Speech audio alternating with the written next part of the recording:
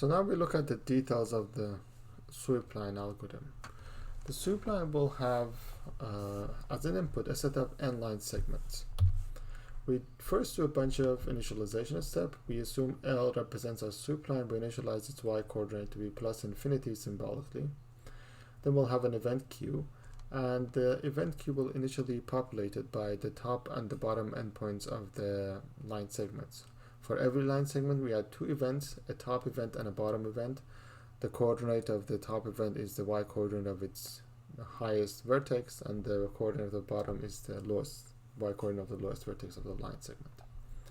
And then we initialize the status of the sweep line to be empty, which means that initially we know that there is no line segment intersecting with the sweep line because it starts at plus infinity. So that's the initialization step.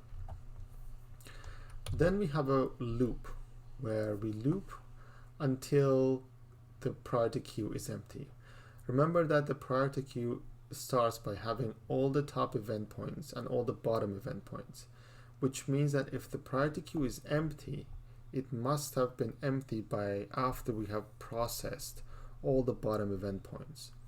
In other words, if the priority queue is empty, it means that the sweep line has passed below the bottommost vertex of a line segment. So therefore, by our implicit invariant, we should be done with finding all the intersections. So this is again a valid thing to write. Okay, what do we do inside the loop? We try to get the we try to get the events and process them one by one. So we get the next event, and this event, as we discussed earlier, could be one of the three events. It could be the top event of a new segment, or it could be the bottom endpoint of a segment we have seen, or it could be the intersection points between two adjacent line segments on the sweep line. Okay, so let's look at the first case when this is a top event point. In this case, what we need to do is to insert this into the data structure or into our picture. Well, the only thing that we have here is this status of a line segment. So we need to insert this segment into the structure L. If that's the next event point, then we need to delete it. And if that's the next event point, then we sort of need to swap the order of these two line segments because the order along this line will change. Okay. So basically, that's what we need to do. So let's look at the first case. If E is the top event of a segment S, we insert this into the structure of the sweep line, right? So we do this operation. Ignore this part for now. I'm gonna go back to it later. If it's a bottom, then we need to delete it, and if it's the intersection point, then we need to swap the order of S1 and S2. Okay, so if you've done only the first lines of every of these cases, then your algorithm is almost correct, except that we don't insert any new event points into the data structure. In particular, let's look at a very interesting example. Imagine that I'm at this case, right? So I have the sweep line, and I discover a new line segment, and I add it to the picture, right? So that's the line segment I added. When my sweep line gets here, so now this has been added. Then I discover another line segment over here. Then I add it to the picture, okay, and so on. But now the question is, when is it that I discover this intersection point? I need to have somewhere a code in my sweep line algorithm where I discovered the existence of intersection points. If I'm just adding or inserting these line segments and then deleting them when I reach their bottom, I will never have found an intersection point. And here is where we use the observation that we went over before. Whenever you add a new line segment to the status of the sweep line, you are creating two new adjacencies.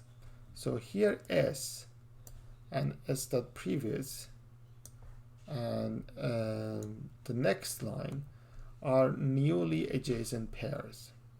So I need to check whether there is a potential intersection between them.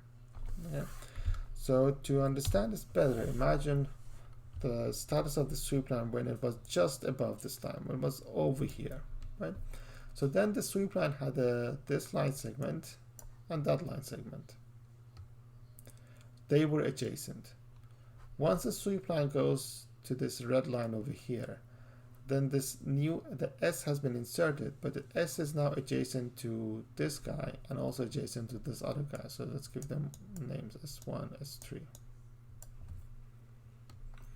Remember the invariant that we had, or the geometric observation, that I only need to check for the intersection points between adjacent line segments.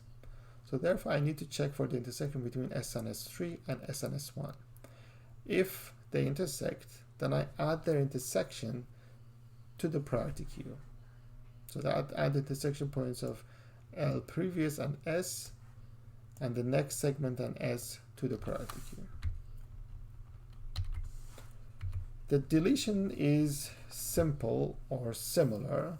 Once you delete S, you have potentially two new adjacencies. You could have the previous line segment and the next line segment of S be newly adjacent. So therefore you should check whether they intersect, and if they intersect, you need to add their intersection points to the priority queue.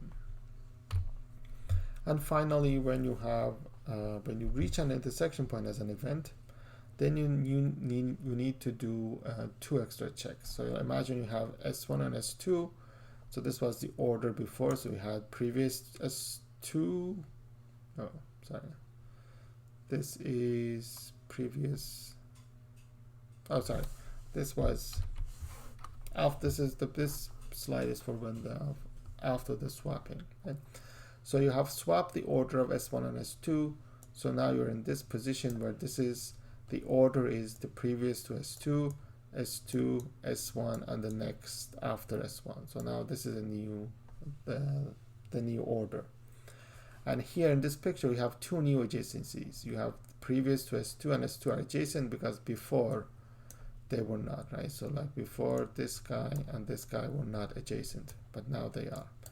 So I need to check their adjacency, and similarly S1 and the one that is right now after S1 also need to be checked.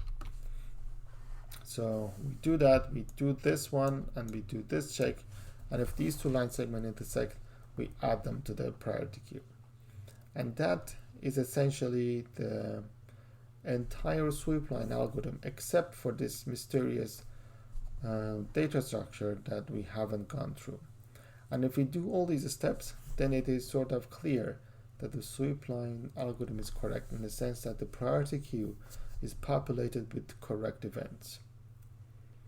That the next event point will always be the correct event points, because I'm always checking the two adjacent line segments on the sweep line, and I'm always adding their intersection point to the priority queue.